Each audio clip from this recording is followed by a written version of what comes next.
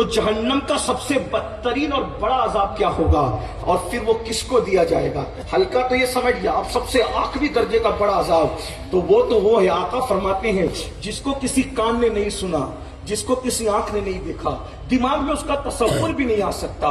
جہنم کے اندر ایک وادی ہے، تھوڑا محسوس کرو، ایک وادی ہے، اس وادی کو حبحب کہتے ہیں، اس میں ایک اور وادی ہے، اس کو وادی لملم کہتے ہیں۔ جب جہنم ٹھنڈی پڑنے لگتی ہے تو سوئی کے ناکے کے برابر اس وادی کو کھول دیا جاتا ہے تو پوری جہنم بھڑکنے لگتی ہے۔ وہ اتنی خطرناک وادی حبحب اور لملم کہ جہنم بھی ایک دن میں 36 مرتبہ اس وادی سے پناہ مانگتا ہے۔ آقا فرماتے اس میں بختی اونٹوں کی طرح بچھو ہے، ایک ایک بچھو کی لمبائی 70 سال کا فاصلہ ہے۔ وہ کسی کو ڈنک مارے تو 1000 سال تک کے زہر اس کے وجود میں گھومتا رہے، ہڈیوں کو چکنا چور کر دے۔ جب صحابہ نے کہا یا رسول اللہ اس میں کون ڈالا جائے گا، اب گفتگو میری اینڈ ہوتی ہے، میرے آقا فرماتے، میرے آقا سے صحابہ نے پوچھا اس وادی میں کس کو ڈالا جائے گا؟ آقا فرماتے 3 لوگ ہیں، 3 لوگ جو اس میں ڈالے جائیں گے۔ وہ 3 کون ہیں؟ چیک کرو اس میں ہم ہے کہ نہیں۔ اللہ اکبر، اللہ نہ کرے میرا کوئی بھائی اس میں ہو، میں تو کہتا ہوں کوئی دشمن بھی اس میں نہ ہو میرے بھائی۔ میرے آقا فرماتے ہیں جہنم کی جو سب سے خطرناک وادی ہے جس سے جہنم بھی پناہ مانگتا ہے، اس میں 3 قسم کے لوگ ڈالے جائیں گے۔ نمبر 1 کس کو ڈالا جائے گا؟ حضور نے ترتیب جو بیان فرمائی میں صرف اہمیت کی خاطر تاکہ بات یاد رہے جو آخری میں بیان کروں، تھوڑی ترتیب مفہوم کے طور پہ پلٹ رہا ہوں، ورنہ حقیقت میں حدیث پڑھوں گا تو مجھے کوئی حق نہیں ترتیب بدلنے کی، لیکن روایت بالمعنی کے قانون کے تحت میں صرف مفہوم بیان کر رہا ہوں۔ کس کو ڈالا جائے گا؟ تو پہلے نمبر پر جو حرام لقمہ کھایا کرتا تھا، حرام لقمہ کھانے والے کو، اس میں جس میں سب سے سخت عذاب حرام کھانے والا۔ اب یہاں پر جلدی بات میں پوری کرنے کے لیے میں کسی ایک عنوان پہ گفتگو نہیں کروں گا، بہت ٹائم چاہیے اس کے لیے، اور مجھے احساس ہے کہ آپ سردی کے موسم میں بہت دیر سے بیٹھے ہیں، اور میری عادت ہمیشہ ہے اس سے پہلے کہ لوگ جزاک اللہ کہے میں وما علینا الا البلاغ پڑھنے کا قائل ہوں۔ ہاں میں جانتا ہوں کہ میرے بھائی نور اللہ شاہ صاحب نے فرمایا تجھے جب تک بولنا ہے کوئی پابندی نہیں ہے، لیکن میں اپنی لمٹ کو جانتا ہوں۔ غور فرمائیے، حرام کھانے والا جب ہلکا عذاب یہ ہے تو بھاری عذاب کیا ہوگا؟ آج ہمارا لقمہ حلال ہے، سنی بنے ہو جنت کے ٹھیکیدار، لقمہ حلال ہے، جھوٹ بول کے کمایا ہوا لقمہ حلال ہے، جوا کھیل کے کمایا ہوا لقمہ حلال ہے، لاٹری کھیل کے کمایا ہوا لقمہ حلال ہے۔ لوگوں کا غصب کر لیتے ہو، کھا جاتے ہو، ڈکار تک نہیں لیتے۔ جس کے پیٹ میں حرام لقمہ ہے اس کی 40 دن، ایک لقمہ حرام کا چلا جائے 40 دن تک نہ اس کی کا فرض قبول ہوتا ہے، نہ نفل قبول ہوتا ہے، نہ دعا قبول ہوتا ہے۔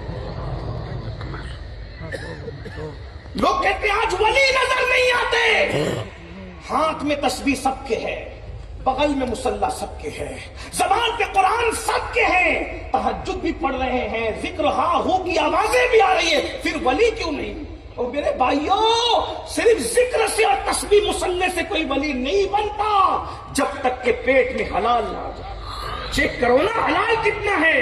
لوگ آج تو مسجد مدرسے کا بھی کھا جاتے ہیں، بیواؤں کا بھی کھا جاتے ہیں، لوگ تو آج تو ٹور کے نام پہ حج و عمرہ کا پیسہ بھی۔ کیا بے باک قوم ہے یہ؟ سوچو تو صحیح۔ ایک واقعہ مجھے یہاں یاد آیا، بابا فرید الدین گنج شکر، ہمارے آقا نعمت، ولایت کی دنیا میں سلسلہ چشتیہ میں بابا فرید جیسا کوئی نہیں، جو محبوب الہی کا بھی مخدوم ہو اور مخدوم کلیر کا بھی مخدوم۔ محبوب الہی کہتے میرے مرشد نے مجھے مرید کرنے سے پہلے جو شرطیں لگائی تھی اس میں سے ایک شرط یہ بھی تھی کہ بیٹا کبھی کسی سے قرضہ مت لینا تو میں تجھے چشتی سلسلے میں مرید کروں۔ اب بتائیے، قرضہ لینے سے منع کیا، کمال تقوی، ناجائز حرام نہیں ہے، کمال تقوی ہے۔ یہاں تو لے لے کر کے کھا کے ہڑپ کر کے بھول کے دادا کی نہیں کرتے، گنڈا کس کا کیا جو تمہارا تھی۔ آپ کو پتا ہے ہنسنے کی بات نہیں، ایک جنازہ آیا، اللہ کے رسول نے جنازے کے قریب جائے نماز پڑھانے کے لیے پھر پیچھے ہٹے۔ اس روایت کو فتاوی رضویہ میں امام اہل سنت نے بھی نقل کیا، کنز الاموال میں بھی موجود ہے۔ امام जलाल उद्दीन सुयूती ने भी इसको नकल फरमाया शरह सुदूर के अंदर, इब्ने हजर ने अज़्ज़वाजिर में भी नकल फरमाया। गौर कीजिएगा, अल्लाह आका नमाज पढ़ाने कैसे पीछे हटे। तो मैं तुम में से कोई नमाज पढ़ा दे, इसका जनाजा मैं नहीं पढ़ाऊंगा। सहाबा किराम ने इसकी हुजूर क्यों? फरमाया कि इस पे कर्जा बाकी है, और जिस पे कर्जा बाकी है मैं उसका जनाजा नहीं पढ़ाऊंगा। मौलाए कायनात मौजूद थे, अर्ज की हुजूर कितना है? तो कहा इतना। काका इतनी मुख्तसर सी रकम के लिए ये इतनी बड़ी सआदत से महरूम रहेगा। मैं आपसे वादा करता हूं कि इसका पूरा कर्जा मैं अपने सर लेता हूं और इसको कर्जे से मैं सुबुकदोश करता हूं। अब तो इसका जनाजा आप पढ़ा देंगे कि मेरे सर आ गया इसका कर्जा। फिर हुजूर ने तवज्जो करें, आज तो लोग कर्जा नहीं हराम का हड़प कर रहे हैं। बाबा फरीदुद्दीन गंजे शकर ने एक मर्तबा, आपकी गिज़ा बहुत मुख्तसर थी, क्या खाते थे पता है? गूलर समझते, उस पर उबाल के नमक डाल। आज ये जबान हमारी बेकाबू भी है। लज्जत, अच्छे से अच्छे खाने की लज्जत कितनी है, नोक से लेके जड़ तक। बाकी जब हलक के नीचे लुकमा उतरा तो जो अंजाम बिरयानी का होगा वही अंजाम सूखे टुकड़ों का भी होगा। जो सूखे टुकड़ों का भी होगा वही बिरयानी का होगा। लज्जत सिर्फ इतनी सी है, इतनी सी चंद सेकंड की लज्जत के लिए अपने आप को इतने भयानक अंजाम में डालते हो। सूखा खा लो, रूखा खा लो, नहीं हैसियत है फाका कर लो। बाबा फरीदुद्दीन गंजे शकर गूलर नमक डाल करके उबाल करके खाते थे, और उबाल के देने वाली हस्ती सुल्तानुल मशाइख सरकार महबूब इलाही। एक दिन बाबा साहब ने नमाज पढ़ी, मजा नहीं आया नमाज, तो आपने बुलाया, कहा मोहम्मद अहमद, आपका नाम मोहम्मद था, अब्बा का नाम अहमद था, और वो भी बुखारी सादा, ये बुखारी सादात तो यहाँ है, लेकिन सरकार महबूब इलाही का और सादात बुखारी, इन लोगों का नसब इमाम नकी पर जाकर के मिलता है, और वो भी बुखारा के थे और ये भी बुखारा के। वो बुखारी सैयद मोहम्मद अहमद बदायूनी बुखारी। फरमाया मोहम्मद अहमद, आज मेरी नमाज में मजा नहीं आया। खाना किधर से आया था? देखो, वुजू चेक नहीं किया, गुस्ल चेक नहीं किया, नमाज में मजा नहीं आया तो क्या चेक कर रहे हैं? खाना। और हम लोग खाने को छोड़ के सब मामले में मुत्तकी बने हुए हैं। जो आ रहे आने दो। तकवा किधर है? जलसों में। तकवा किधर है? वलीमों में। तकवा किधर है? लोगों के मेहमान बन के जाने हो। अपने खाने को चेक करो। अगर ये कौम सिर्फ हलाल खाना शुरू कर दे, खुदा की इज्जत की कसम, जैसे उलमा के चेहरे देख रहे हो वैसे औलिया के चेहरे देखना नसीब होंगे। जब तक तुम्हारे अंदर हलाल था, वली तुम उलमा की तरह जियारत करते थे। अल्लाह अकबर। बाबा साहब ने फरमाया, लुकमा खाना किसने तैयार किया? अल मुख्तसर ये कि महबूब इलाही ने कहा, सरकार मैंने किया। कहा क्या गड़बड़ की? कहा हुजूर कुछ भी नहीं। कहा बताओ। तो फिर कहा हुजूर बात यह है कि खानका में नमक खत्म हो गया। खानका में नमक खत्म हो गया। हमने सोचा पहले ही आप कूलर उबाल कर खाते हो, अगर बगैर नमक के खिलाएंगे तो मजा नहीं आएगा। आपकी मोहब्बत में पड़ोसी से कर्जा लेकर नमक डाल दिया था। का इसी की नवूसत है कि तुमने पड़ोसी का नमक मेरे खाने में डाला, इसलिए अल्लाह ने इबादत की लज्जत को छीनी।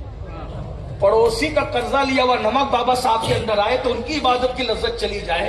हैं जो लोग फ्लैटरी का खा रहे हैं, जो हराम खा रहे हैं, बल्कि लोग तो अब सूद खा रहे हैं। सूद, सफेद कपड़े पहनकर मुखय्यर कौम मिल्लत बन के बैठते हैं और सूद भी खा रहे। सूद के धंधे। मौलवी मना करते तो आइंदा हफ्ते मस्जिद में रहने नहीं देगा तो सूद पे तकरीर कैसे करता है। लेकिन याद रखना, मेरी कलाई नहीं पकड़ सकते आप। मैं तो कहूंगा, और मैं जानता हूं कि तुम ऐसे नहीं हो, लेकिन जिनको इस आवाज की जरूरत है, मेरा अल्लाह मैं उम्मीद करता हूं उस जगह में आवाज को जरूर पहुंचाएगा। मेरे भाइयों, सूअर देखकर तुम्हें घिन आती है ना, सूअर देखकर तुम्हें नफरत आती है ना, याद रखना सूअर खाना कम बुरा है, सूद खाना सूअर से ज्यादा बुरा है। सूद भी हराम है, सूअर भी हराम है। और सूद पर जमीर का सौदा करने वालों, सूद के चक्कर में अपने नबी का दिल दुखाने वालों, हराम सूद को अपने पेट में भरकर जहन्नम की आग दहकाने वालों, तुम आर्टिफिशियल तौर पर 100 कार्ड मुत्तकी बनते हो सूअर से नफरत करके। बेशक नफरत होनी चाहिए सूअर से, मगर सुन लो, सूअर खाने से ज्यादा बुरा सूद खाना है, क्योंकि सूअर तो हराम है, लेकिन अल्लाह ने सूअर खाने वालों के लिए ऐलान जंग नहीं किया है। मगर जो सूद खाते हैं, अल्लाह ने कुरान में ऐलान किया कि सूद खाने वालों के लिए अल्लाह का भी ऐलान جنگ ہے اور رسول اللہ کا بھی اعلان جنگ ہے. جو سود کھائے، کعبے میں زنا کرنے والے سے زیادہ عذاب سود کھانے والوں کو دیا جائے گا. حدیث پاک ہے زواجر میں، جس نے سود کا ایک لقمہ کھایا گویا اس نے اپنی ماں کے ساتھ 36 مرتبہ زنا کیا. اتنا پیسہ محبوب ہو گیا، اتنا مال محبوب ہو گیا. اللہ کی پناہ، یاد رکھو، توبہ کر لو.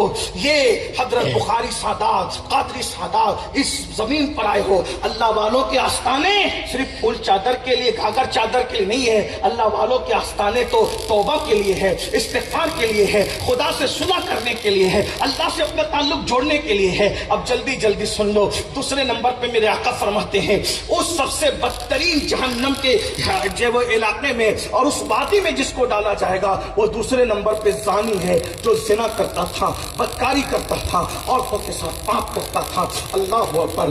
آج یہ گناہ بھی بہت تیزی سے بڑھ رہا ہے. 2005 میں امریکہ سے ایک رپورٹ شائع ہوئی تھی کہ ہر 5 منٹ پر دنیا میں ایک زنا ہوتا ہے.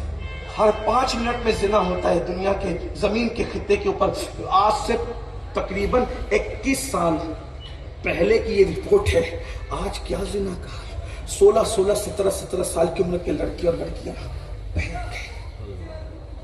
گندی فلموں نے تمہیں زنا تک پہنچا. بس اتنا سنو، اس سے زیادہ میں کیا کہوں. اللہ کے رسول علیہ السلام فرماتے ہیں زانیوں کو جب قیامت کے دن لایا جائے گا تو ان کے دونوں ہاتھ آگ کی زنجیر سے ان کے کاندھوں سے ان کی گردنوں سے بندھے ہوں گے اور ان کی آنکھوں میں آگ کی بنی ہوئی سلاخیں اور جہنم کی آگ بھری جائے گی. 2 منٹ کی لذت کے لیے اتنا بڑا عذاب. اپنی آنکھوں پہ رحم کرو. جو آنکھیں پیاس کے ننھے ذرات برداشت نہیں کر سکتی، جو آنکھیں لکڑیوں کا دھواں برداشت نہیں کر سکتی، دن کا چلا جائے تو آنکھیں روح پڑتی ہے. نیم کا ٹھنڈا سرما جو آنکھیں برداشت نہ کر سکے، وہ اس دنیا کی آگ سے 70 درجہ زیادہ بھڑکنے والی جہنم کی آگ جو پہاڑوں کو پگھال کے پانی کر دے، جب زنا کی وجہ سے ان آنکھوں میں جہنم کی آگ بھری جائے گی، کیا ہوگا؟ اپنے آپ پہ رحم کرو. اللہ ارشاد فرماتا ہے ان بطش ربک لشدید، تیرے رب کی پکڑ بڑی سخت ہے، توبہ کرو.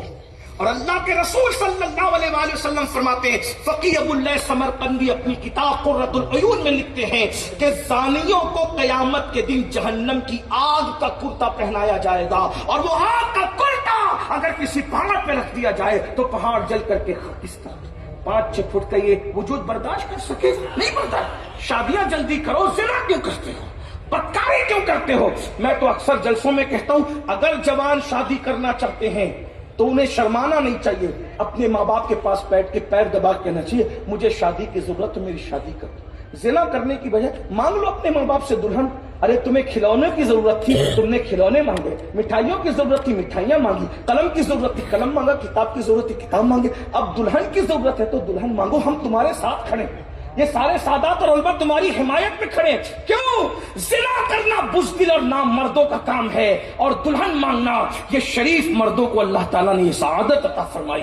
اس لیے نکلو. اور تیسری اور آخری بات اس روایت کی، جس کو اس بدترین اور جہنم کی وادی حب حب اور لملم میں جس سے جہنم بھی ایک دن میں 36 بار پناہ مانگتا ہے، جس کو ڈالا جائے گا وہ بے نمازی ہے جو نمازوں میں سستی کرتے ہیں.